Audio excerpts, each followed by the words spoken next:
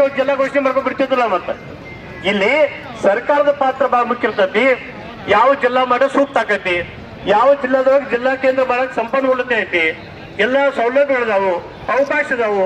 ಮತ್ತೆ ಹಿಂದೆ ಆಯೋಗಗಳು ಇವ ನೇಮಿಸಿದ್ರಿ, ಆ ಆಯೋಗಗಳು ಯಾರ್ಯಾವ ಜಿಲ್ಲಾ ಆಗ್ಲಿಕ್ಕೆ ಶಿಫಾರಸು ಮಾಡಿದಾರು ಅದನ್ನೆಲ್ಲ ಸಮಗ್ರವಾಗಿ ಅವಲೋಕನ ಮಾಡಿ ನಾವು ಹಂಗ ಸೂಕ್ಷ್ಮವಾಗಿ ವಿಚಾರ ಮಾಡಿದ್ರೆ ಮೂಲತಃ ಬೆಳಗಾವಿ ಜಿಲ್ಲೆಯ ವಿಭಜನೆ ಕೂಗ್ ಹಾಕಿದವ್ರೆ ಗೋಕಾಕ್ದವ್ರು. ಯಾಕಂದ್ರೆ ಅವತ್ತಿನ ಸಂದರ್ಭದೊಳಗೆ ಬೆಳಗಾವಿ ಜಿಲ್ಲೆ ದೊಡ್ಡದೈತಂತೇಳಿ ಮತ್ತೆ ಗೋಕಾಕ್ ಹಿಂದೆ ಬ್ರಿಟಿಷ್ ಕಾಲದೊಳಗನ ಇದು ಜಿಲ್ಲಾ ಕೇಂದ್ರಕ್ಕೆ ಗುರುತಿಸಲ್ಪಟ್ಟಿತ್ತು. ಹಂಗೆ ಗೆಜೆಟ್ ಇರಿಸೋದೈತಿ, ಕಾಪಿಸೋದೈತಿ, ಗೆಜೆಟ್ ಕಾಪಿಸೋದೈತಿ. ಅವಾಗ ನಾವು ಯಾವಾಗ ಹೋರಾಟ ಮಾಡಿದ್ವು, ಆಗ ಸರ್ಕಾರದ ಬಂದಿದ್ದದ್ದು ಒಂದ ಬೆಳಗಾವಿ ಜಿಲ್ಲಾ ವಿಭಜನೆ ಮಾಡಬೇಕು, ಬೆಳಗಾವಿ ಮತ್ತು ಗೋಕಾಕ್ ಎರಡೇ ಜಿಲ್ಲೆ ಮಾಡಬೇಕು ಅನ್ನುವಂತ ಒಂದು ವಿಚಾರದರೆ ಸರ್ಕಾರದೊಳಗಿತ್ತು. ಅದಕ್ಕೆ ಪೂರಕವಾಗಿ ನಮ್ಮ ಹೋರಾಟ ಇತ್ತು. ಆದ್ರೆ ನಮ್ಮ ಹೋರಾಟದ ಜೊತೆಗೆ ಪಕ್ಕದ ಚಿಕ್ಕೋಡಿ ತಾಲೂಕಿನವರು ತಮ್ಮ ರಾಜಕೀಯ ಇಚ್ಛಾಶಕ್ತಿ ಇರ್ಬೋದು, ಮತ್ತೊಂದು ಇರ್ಬೋದು, ಮೂದೊಂದಿರ್ಬೋದು, ಅವರು ತಮ್ಮದು ಸಹಿತ ಜಿಲ್ಲಾ ಆಗಬೇಕು ಅಂತ ಒಂದು ಪ್ರಪೋಸಲ್ ಇಟ್ರು. ಅದಾದ ನಂತರ ಬಯಲು ಹೋಗಲ್ದವ್ರು ಇಟ್ರು ಇತ್ತೀಚೆಗೆ. ಈಗ ಮತ್ತೆ ಅತನಿಯವರು ಇಟ್ಟಿದ್ದಾರೆ. ಬಹುಶಃ ಅವ್ರು ಯಾರ್ದು ತಪ್ಪನ್ನಾಗಿಲ್ಲ. ಆದ್ರೆ ಸರ್ಕಾರದವ್ರು ಮಾತ್ರ ಈ ಸಲ ಗಟ್ಟಿಯಾಗಿ ನಿರ್ಣಯ ಮಾಡ್ಬೇಕು. ಒಂದ್ ವೇಳೆ ಈಗ ನೀವು ಗಟ್ಟಿಯಾಗಿ ನಿರ್ಣಯ ಮಾಡಲಿಲ್ಲ ಅಂದ್ರೆ ಮುಂದೆ ಎಂದೂ ಮಾಡಕ್ ಸಾಧ್ಯ ಇಲ್ಲ.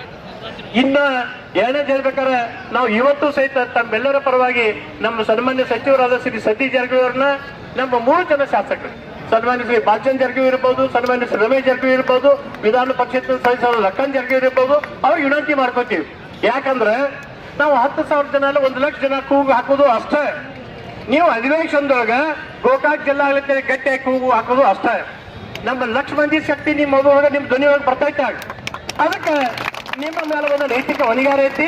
ಇವತ್ತು ನೀವು ನೈತಿಕ ಹೊಣೆಗಾರಿಕೆ ಮತ್ತೆ ನಿಮ್ಮ ರಾಜಕೀಯ ಇಚ್ಛಾಶಕ್ತಿಯನ್ನು ಪ್ರಕಟ ಮಾಡಿ ಇವತ್ತು ಗೋಕಾಕ್ ಜಿಲ್ಲಾ ಆಗುವಂತ ಒಂದು ಹಿತಾಸಕ್ತಿಯನ್ನು ಕಾಯುವುದು ನಿಮ್ಮ ಸಂಪೂರ್ಣ ಜವಾಬ್ದಾರಿ.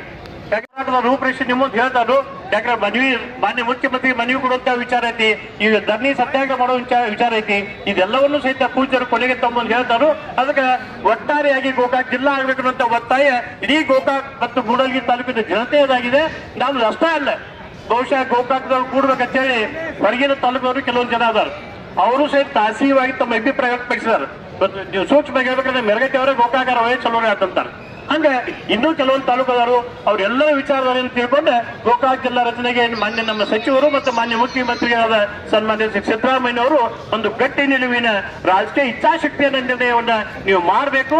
ಮತ್ತು ಈ ಡಿಸೆಂಬರ್ 30 ಗೋಕಾಕ್ ಜಿಲ್ಲೆ ಆಗುವಂತ ರೀತಿಯೊಳಗೆ ತಮ್ಮ ನಿರ್ಣಯ ಆಗುವಂತೆ ಮತ್ತೆ ವಿನಂತಿ ಮಾಡಿಕೊಂಡು ನನ್ನ ಮಾತನ್ನು ಮುಗಿಸ್ತೇನೆ.